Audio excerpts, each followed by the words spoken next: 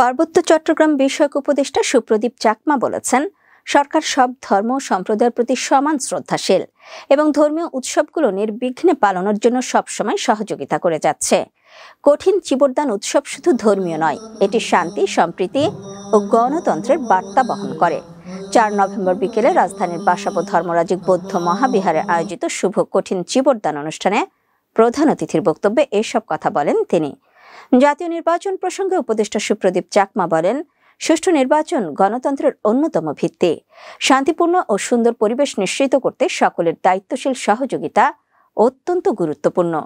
বিভ্রান্তিকর তথ্য বিশৃঙ্খলা থেকে সতর্ক থাকার আহ্বান জানান এবং বলেন, অন্তর্বর্তীকালীন সরকারের উদ্দেশ্য একটি অংশগ্রহণমূলক, অবাধ, শান্তিপূর্ণ ও নিরপেক্ষ নির্বাচন আয়োজন করা, যাতে জনগণ নির্বিঘ্নে তাদের ভোটাধিকার প্রয়োগ করতে পারে।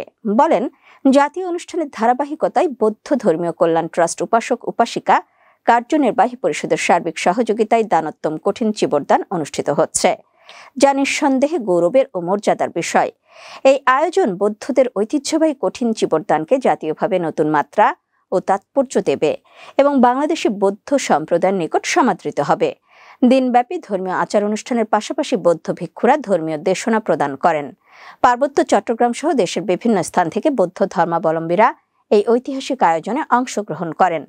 পবিত্র কঠিন চিবরদান ও বৌদ্ধ সম্মেলনে সভাপতিত্ব করেন ধর্মরাজিক বৌদ্ধ মহাবিহারের অধ্যক্ষ বুদ্ধপ্রিয় মাহাথের।